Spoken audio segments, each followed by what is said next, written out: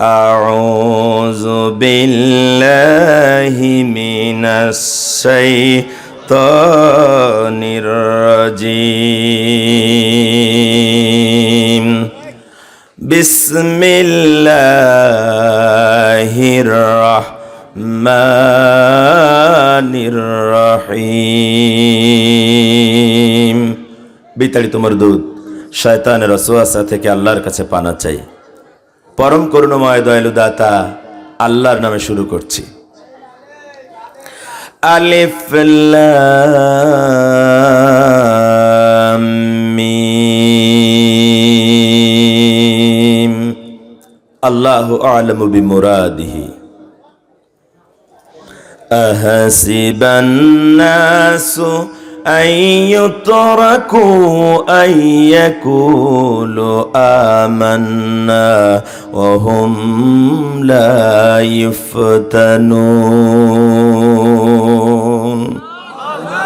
আওয়াজ দিয়ে কোন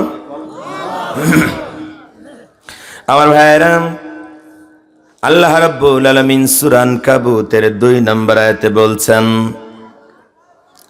লোকেরা কি কথা মনে করে নাকি আমি ঈমান এনেছি এ কথা বললেই তাকে ছেড়ে দেয়া হবে। ওহুম লা ইফতানুন, অথচ তাকে কোনো পরীক্ষা করা হবে না। কথা কি বুঝতেছেন? অনুবাদ বলতেছি।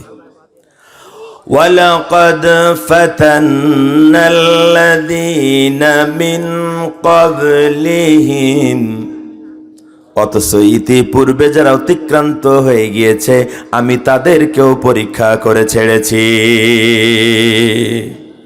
আমরা বললাম রাব্বুল আলামিন পরীক্ষা কেন?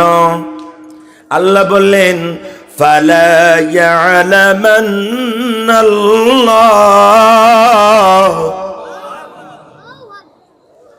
পরীক্ষা এই কারণে আমি রব্বুল আলামিন জানতে চাই, জেনে নিতে চাই। আমরা বললাম আল্লাহ তুমি তো সব জানো, আবার কি জানতে চাও? এটা আমাদের মনের আকাঙ্ক্ষা। আপনি পড়লে এরকম আকাঙ্ক্ষা নিয়েই পড়তে হবে, তাহলে পরবর্তী উত্তরটা আপনার কলিজাটা ঠান্ডা করবে। আমার ভাইয়ের, আমার বন্ধুরা, আল্লাহ রাব্বুল আলামিন হচ্ছেন আমার স্রষ্টা, আমাদের স্রষ্টা। সৃষ্টি কোন কথা চিন্তা করবে, কি চাইবে, এটা স্রষ্টার চাইতে ভালো আর কেউ জানে না। আমার আল্লাহ জানেন।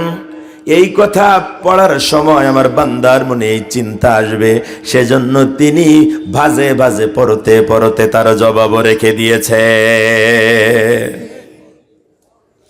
আপনার যদি মনে হয় রব্বুল আলামিন ফালা ইয়ালামান্নাল্লাহ বললে তুমি রব্বুল আলামিন জানতে চাও, কিন্তু আমরা তো জানি তুমি সব জানো, আবার কি জানতে চাও?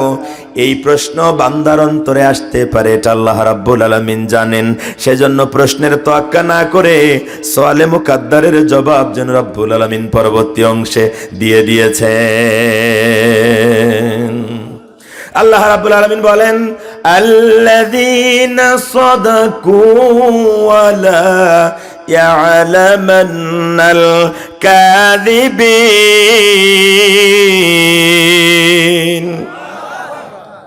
আল্লাহ বলেন আমি জানতে চাই ঈমানের দাবিতে তোমরা কারা সত্যবাদী, আর ঈমানের দাবিতে তোমরা কারা মিথ্যাবাদী।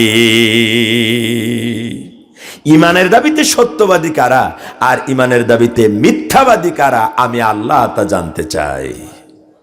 আর সেজন্যই আমি তোমাদেরকে পরীক্ষা করে ছাড়বো। সুবহানাল্লাহ। এটা হচ্ছে আমার আজকের আলোচনার তেলাওয়াতকৃত আয়াতের তরজমা। সেই আয়াতের বাংলা অর্থ বললাম, এখন শানে নজুল বলবো।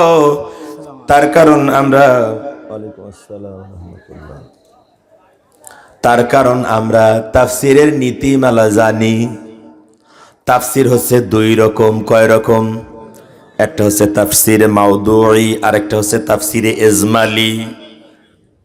এই কথাগুলো আপনাদের কাছে নতুন, কিন্তু তাফসির হচ্ছে এরকম দুই রকমের। একটা হচ্ছে মৌলিক তাফসির, তেলাওয়াতকৃত আয়াতগুলো থেকে যে কোনো একটা বিষয়ের ব্যাখ্যা বিশ্লেষণ করে বুঝায় দেয়া। আর একটা হচ্ছে তেলাওয়াতকৃত আয়াতের যে কয়টা বিষয় উল্লেখ করা হয়েছে সবগুলোর ব্যাখ্যা বিশ্লেষণ করা। এসে দু রকমের তাফসির। আর তাফসিরের মূল নীতি হচ্ছে পাঁচটা। কয়টা? কয়টা? প্রথম হচ্ছে তেলাওয়াত, সহি তেলাওয়াত। দুই নম্বরে হচ্ছে সরল তর্জমা বা মাতৃভাষায় তার অনুবাদ। তিন নম্বরে হচ্ছে শানে নজুল বা নাজিলের প্রেক্ষাপট।